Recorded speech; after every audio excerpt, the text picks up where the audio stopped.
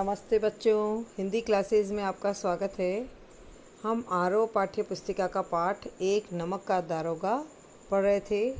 आज हम इसी पाठ का भाग 3 पढ़ने जा रहे हैं। किंतु अदालत में पहुंचने की देर थी। पंडित अलोपीदीन इस अगाध वन के सिंह थे। अगाध वन का अर्थ होता है घना वन, और यहाँ पर घना वन अदालत को कहा है। अधिकारी वर्ग उनके भक्त, अमले उनके सेवक। अमले का अर्थ होता है अदालत के छोटे कर्मचारी। वकील मुख्तार उनके आज्ञापालक। मुख्तार का अर्थ होता है कानूनी सलाहकार। और अर्दली, चपरासी तथा चौकीदार तो उनके बिना मोल के गुलाम थे। अर्दली का अर्थ होता है बड़े अफसर का जो खास चपरासी होता है उसे अर्दली कहते हैं। उन्हें देखते ही लोग चारों तरफ से दौड़े।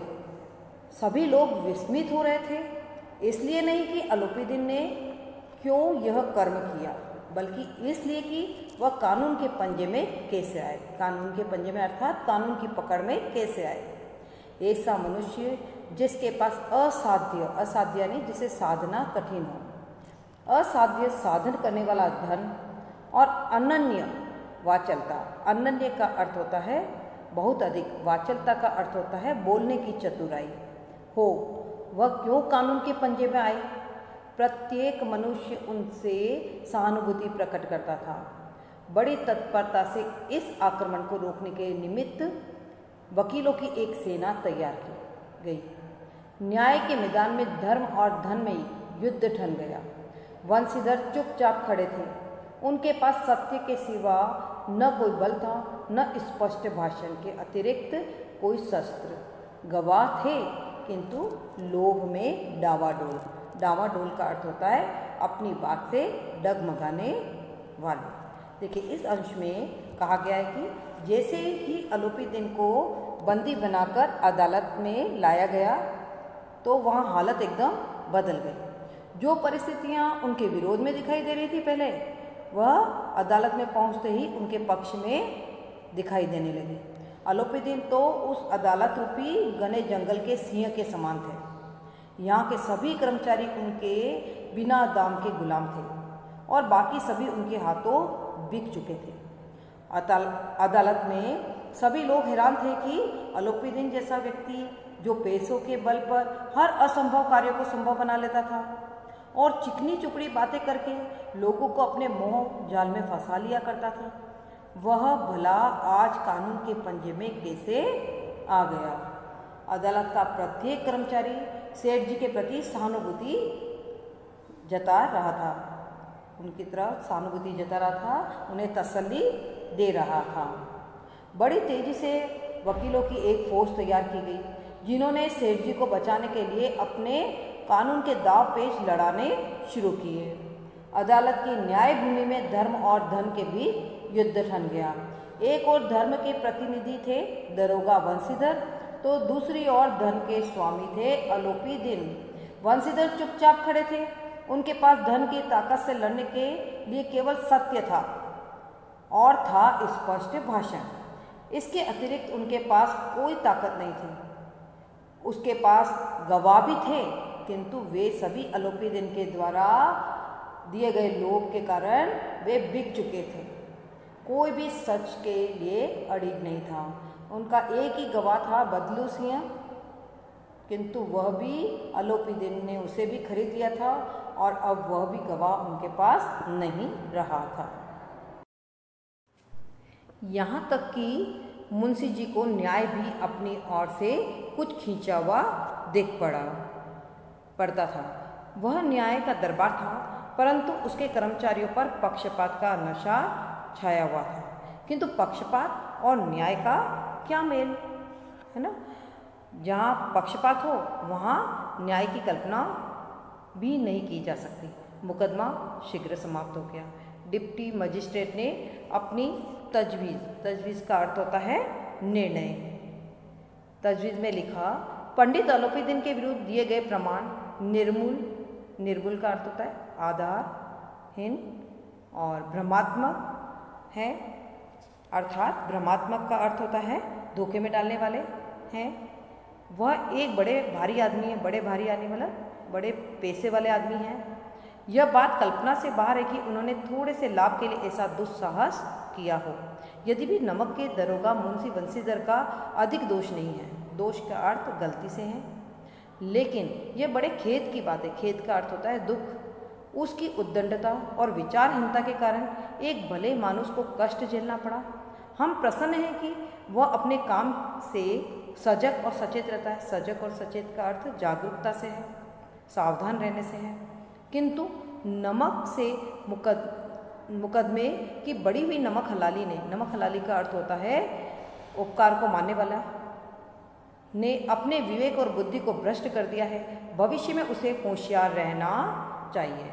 देखिए इस अंश में हम देखेंगे कि मुंशी बंसीधर को अदालत में न्याय अपनी ओर से कुछ खींचा हुआ दिखाई दिया। उन्हें लगा कि यहाँ तो सब और पक्षपात का बोलबाला है, हर कोई आरोपी दिन का पक्ष ले रहा है और उसके प्रति सहानुभूति दिखा रहा है। अदालत यूँ तो न्याय के लिए होती है, किंतु न्यायालय के कर्मचारी पक्षपात से घिरे हुए हैं।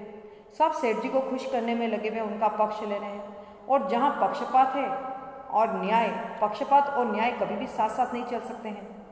जहाँ पक्षपात हो वहाँ न्याय की कल्पना की नहीं जा सकती है। अतः मुकदमा जल्दी ही समाप्त हो गया और डिप्टी मजिस्ट्रेट ने अपने निर्णय में लिखा कि पंडित अलोपीदीन के विरुद्ध जितने भी प्रमाण जुटाए गए हैं वे सब आधारहीन हैं, है ना, और धोखे में डालने वाले हैं। ठीक है, उनमें कोई सच्चाई नहीं है। उन्होंने इतनी बात लिख दी कि इसमें कोई सच्चाई नहीं है। वे बड़े आदमी हैं, अतः इस बात की कल्पना भी नहीं की जा सकती वे थोड़े से धन के लोभ में चोरी जैसा छोटा और घृणित काम करेंगे। तो न्यायाधीश ने यह भी लिखा कि मुंशी बंसीधर का इस मामले में अधिक दोष नहीं है, अधिक गलती नहीं है। उन्होंने बड़ी सावधानी से काम किया है, परंतु लगता है कि नमक के विभाग की सेवा करते करते नमक हलाल होने के चक्कर में उनकी बुद्धि भ्रष्ट हो गई है, विवेक नष्ट हो गया है। इस कारण सेठ अलोपीदीन जैसे भले आदमी को अपमान और कष्ट झेलना पड़ा। यह बंसीधर की उद्दंडता और विचारहीनता है। उन्हें आगे से इस सिलसिले में सावधान रहना चाहिए। इस तरह का निर्णय मजिस्ट्रेट ने सुनाया। इस गद्यांश से स्पष्ट होता है कि भारतीय न्याय व्यवस्था में अन्याय, रिश्वत, घूसखोरी और भ्रष्टाचार बहुत फैला हुआ है और यहाँ न्याय की जगह अन्याय होता है और अदालत में अधिकतर कर्मचारी और उच्च अधिकारी जो है भ्रष्टाचार में लिप्त पाए जाते हैं। इसलिए सही न्याय की कल्पना वहाँ पर नहीं की जा सकती है। वकीलों ने यह फैसला सुना और उछल पड़े। पंडित अलोपीदीन मुस्कुराते हुए बाहर निकले। स्वजन बांधवों ने रुपयों की लूट की। स्वजन बांधवों का अर्थ होता है भाई बंधु। उदारता का सागर उमड़ पड़ा। उसकी लहरों ने अदालत की नींव तक हिला दी। जब बंसीधर बाहर निकले तो चारों ओर से उनके ऊपर व्यंग बाणों की वर्षा होने लगी। चपरासियों ने झुक झुक कर सलाम किए, किंतु इस समय एक एक कटु वाक्य, एक एक संकेत उनकी गर्भाग्नि का अर्थ होता है गर्व की आग को प्रज्वलित कर रहा था। प्रज्वलित का अर्थ होता है जला रहा था। कदाचित इस मुकदमे में सफल होकर वह इस तरह अकड़ते हुए न चलते। आज उन्हें संसार का एक खेदजनक विचित्र अनुभव हुआ। खेदजनक विचित्र अनुभव अर्थात दुखदायी हैरानी से भरा हुआ अनुभव। न्याय और विद्वता, लंबी चौड़ी उपाधियाँ, बड़ी बड़ी दाढ़ियाँ और ढीले चोंगे एक भी सच्चे आदर के पात्र नहीं हैं। ढीले चोंगे का अर्थ होता है जो वकील और जज जो लंबे लंबे काले वस्त्र पहनते हैं वह ढीले चोंगे कहलाते हैं। तो यह ढीले चोंगे किसके लिए आया है? वकील और जज के लिए आया है। तो देखिए इस पद में लेखक कहते हैं कि मुकदमे में पंडित अलोपीदीन की जीत हुई और जैसे ही ये फैसला वकीलों ने सुना वे खुशी से उछल पड़े, क्योंकि उन्होंने झूठ को सच बनाया था और उन्हें अलोपीदीन से इनाम मिलने की भी आशा थी। पंडित अलोपीदीन मुस्कुराते हुए अदालत से बाहर निकले। उन्हें चोरी के बावजूद भी उन्हें बाइज्जत बरी कर दिया था, इस बात की उन्हें खुशी थी और अपने पैसों की शक्ति पर भी उन्हें गर्व था। अब सेठ जी के जितने भी भाई बंधु थे उन्होंने रुपये लुटा दिए। जो जितने पैसों से प्रसन्न हुआ उसे उतने पैसे दिए गए और ये सब देखकर ऐसा लगा मानो अदालत में अलोपीदीन की उदारता का समुद्र उमड़ पड़ा। उसकी लहरों ने अदालत की नींव तक हिला दी। का आशय है कि अलोपीदीन के द्वारा दिए गए धन से अदालत की ईमानदारी और सत्यनिष्ठा नष्ट हो गई। जब सत्यनिष्ठ वंशीधर अदालत से बाहर निकले तो चारों ओर से उन पर व्यंग बाण चलने लगे, अर्थात लोग उन पर व्यंग करने लगे, लोग उनकी ईमानदारी का मजाक उड़ाने लगे और चपरासियों ने उसे झुक झुक कर सलाम किए। परंतु उनके सलाम में भी यह व्यंग था कि बच्चा और दिखा ले ईमानदारी और सत्य का पक्ष ले, इस तरह का व्यंग संकेत हो रहा था। इस अवसर पर जनता के मुख से निकला हुआ एक एक कटुवाक्य और चपरासियों द्वारा किया गया एक एक संकेत उनके गर्व को और अधिक तीव्र कर रहा था। शायद इस मुकदमे में सफल होने पर वे इतना अकड़ कर नहीं चलते जितना अब चल रहे हैं, परंतु साथ ही उन्हें आज संसार का अत्यंत दुखदायक और अजीब अनुभव हुआ। अजीब और दुखदायक इसलिए क्योंकि उसने सोचा था कि लोग उसकी ईमानदारी की प्रशंसा करेंगे, किंतु हुआ उसके विपरीत। लोगों ने उल्टे उसकी ईमानदारी का मजाक उड़ाया और बेईमानी का साथ दिया। उसे लगा कि यह दुनिया सत्य और निष्ठा को चाहती ही नहीं है। उसे प्रतीत हुआ कि न्याय और विद्वता की बातें ये बड़े बड़े न्यायाधीश और कानून के ये जो विद्वान हैं, ये लंबी चौड़ी उपाधियां जिन्होंने ले रखी है, ये लंबी लंबी दाढ़ियों वाले बड़े बुजुर्ग लोग, ये ढीले चोंगे वाले न्यायाधीश, सब के सब बेईमान हैं और कोई भी सम्मान के योग्य नहीं है। इनमें सत्य और न्याय का तो थोड़ा भी सत्य या न्याय का भाव इनमें नहीं दिखाई देता है। ये तो निंदा के पात्र हैं। ठीक है, इस गद्यांश को पढ़कर स्पष्ट होता है कि भारतीय न्याय व्यवस्था पर भ्रष्टाचार और लोभ लालच का एक छत्र राज्य है। सभी कर्मचारी और अधिकारी बिके हुए हैं, सत्य की कोई पूछ नहीं है। यहाँ न्याय तो हारता है और अन्याय जीतता है, यानी पैसे के बल पर अन्याय व्यक्ति जो है वह तो जीत जाता है और न्याय हार जाता है। वंशीधर ने धन से बेर मोल लिया था, उसका मूल्य चुकाना अनिवार्य था। तो वंशीधर ने एक धनी व्यक्ति से, बेर का अर्थ होता है शत्रुता या दुश्मनी, मोल ली थी, उसका तो मूल्य उसे चुकाना ही था, उसका तो दंड उसे मिलना ही था। कठिनता से 1 सप्ताह बीता होगा कि मुअत्तली का परवाना आ पहुंचा। मुअत्तली का अर्थ होता है नौकरी से निकालना, परवाना का अर्थ होता है चिट्ठी मिलना। तो 1 सप्ताह बाद ही उसे एक चिट्ठी मिली जिसमें उसे नौकरी से निकाला गया है ऐसा लिखा था। कार्यपरायणता का दंड मिला और उसे यह दंड किस कारण मिला? उसकी कर्तव्य निष्ठता के कारण, ईमानदारी के कारण ये दंड उसे मिला। बेचारे भग्न हृदय का अर्थ होता है निराश मन से, शोक और खेद से व्यथित घर पहुँचे और दुख से व्यथित होकर अर्थात दुखी होकर घर की ओर चले। बूढ़े मुंशी जी तो पहले से ही कुड़बुड़ा रहे थे कि चलते चलते इस लड़के को समझाया था, लेकिन इसने एक न सुनी। और बूढ़े मुंशी जी अर्थात वंशीधर के पिता, उन्हें जब पता चला कि वंशीधर ने आई हुई रिश्वत की राशि को ठुकरा दिया, तो वह पहले से ही घर में कुड़बुड़ाना का अर्थ होता है बड़बड़ाना, बड़बड़ा रहे थे कि इस लड़के को जाते जाते कितना समझाया था कि ऊपरी आमदनी मिले ऐसी नौकरी करना, और जब ऊपरी आमदनी मिल रही है तो वो भी नहीं ले रहा है और उसने मेरी एक न सुनी, सब मनमानी करता है।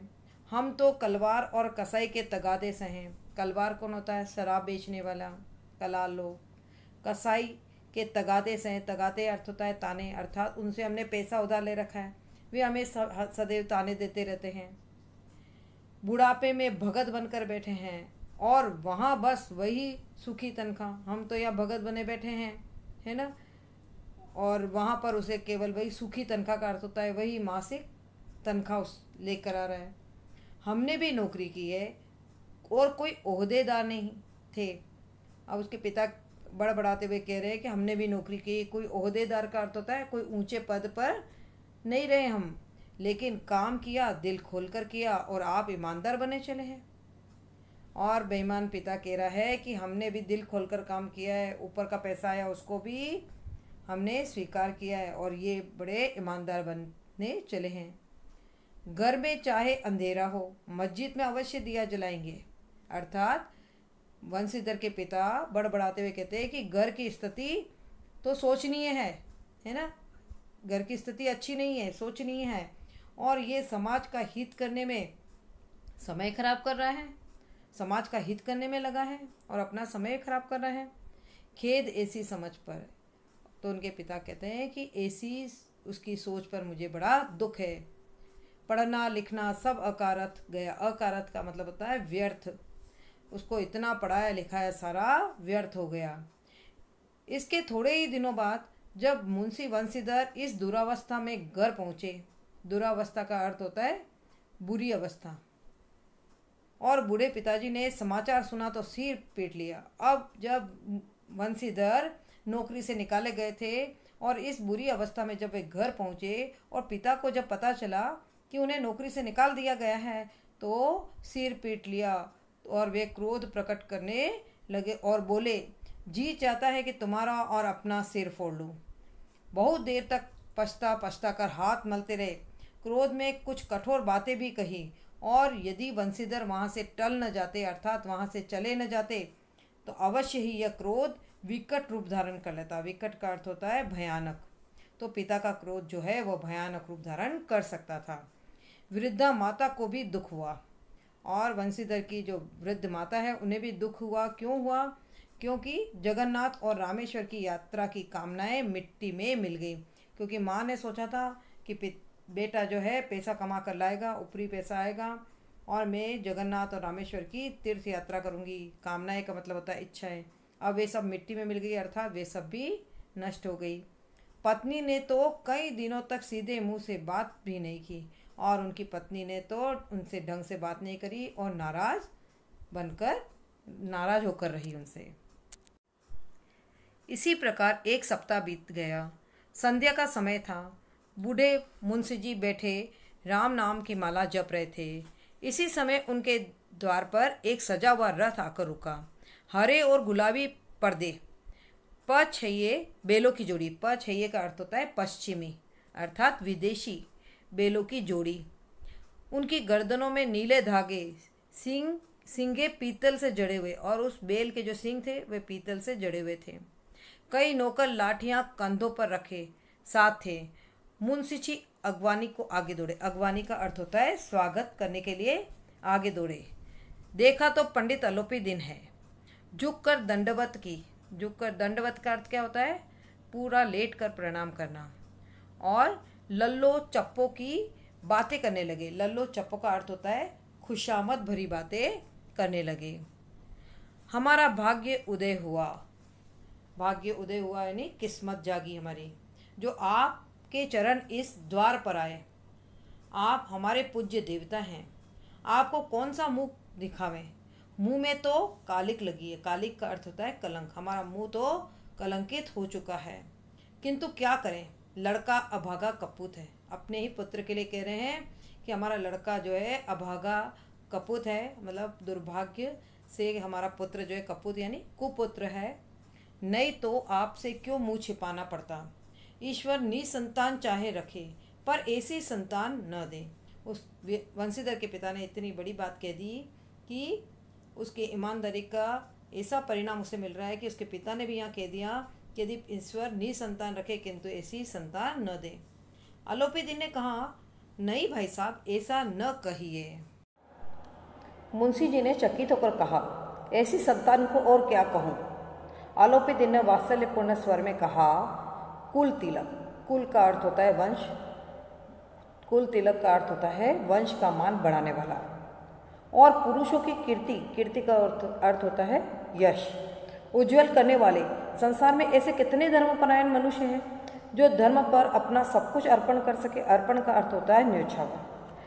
तब अलोपीदीन ने वात्सल्यपूर्ण स्वर में कहा, अर्थात वात्सल्य का अर्थ होता है बच्चों के प्रति प्रेम भाव रखते हुए उस प्रेम भाव पूर्वक कहा कि तुम्हारा पुत्र तो कुल तिलक के समान है, अर्थात तुम्हारे वंश का नाम बढ़ाने वाला है, क्योंकि पूर्वजों के यश को उज्जवल करने वाले इस संसार में बहुत कम धर्मपरायण मनुष्य होते हैं जो धर्म पर अड़िग रहकर अपना सब कुछ न्योछावर कर दे। और तुम्हारे पुत्र ने तो अपने वंश का नाम बढ़ाते हुए अपनी नौकरी जाने की भी परवाह नहीं की, इसलिए तुम्हारा पुत्र तो कुल तिलक है। पंडित अलोपीदी ने बंसीधर से कहा, दरोगा जी, इसे खुशामद न समझिए। खुशामद का अर्थ होता है चापलूसी। अलोपीदी ने बंसीधर से कहा कि मैं केवल आपकी प्रशंसा करने के लिए यहाँ नहीं आया हूँ, इसे तुम मेरी चापलूसी मत समझना। खुशामद करने के लिए मुझे इतना कष्ट उठाने की जरूरत न थी। उस रात को आपने अपने अधिकार बल से मुझे अपनी हिरासत में लिया था, किंतु आज मैं स्वेच्छा से आपकी हिरासत में हूँ। उन्होंने कहा कि उस रात जब मैं नमक की चोरी करके ले जा रहा था, उस रात आपने अपने अधिकार बल से मुझे कैद किया था, किंतु आज मैं अपनी स्वेच्छा से आपकी कैद में आया हूँ, अर्थात मैं आपसे बहुत प्रभावित हुआ हूँ, आपके गुणों से बहुत प्रभावित हुआ हूँ और इसीलिए मैं चलकर आपके कैद में आया हूँ। मैंने हजारों रईस और अमीर देखे, हजारों उच्च अधिकारियों से काम पड़ा, किंतु मुझे परास्त किया तो आपने, अर्थात मेरा कई अमीर लोगों से, उच्च पदाधिकारियों से, पदाधिकारी यानी उच्च पद पर रहने वाले अधिकारियों से मेरा काम पड़ा। सब पर मैंने अपने धन बल से विजय प्राप्त की, किंतु यदि मुझे परास्त किया तो आपने, अर्थात आपके स्वाभिमान ने, आपकी सत्यनिष्ठता ने मुझे परास्त किया और ईमानदारी ने, आपकी ईमानदारी ने मुझे परास्त किया, अर्थात मेरे धन का जो मुझ में अहंकार था वह आपने ही नष्ट किया। मैंने सबको अपना और अपने धन का गुलाम बनाकर छोड़ दिया। मुझे आज्ञा दीजिए कि आपसे कुछ विनय कर सकूं। मैंने अपने धन के बल पर सभी को अपने धन का गुलाम बनाकर छोड़ा, किंतु केवल मैं आपको ही अपने धन बल से गुलाम नहीं बना पाया, और आपके इसी गुण ने मुझे बहुत प्रभावित किया और मेरे धन के अहंकार को भी मिटाया। अब मुझे आज्ञा दीजिए कि आपसे कुछ विनय कर सकूं।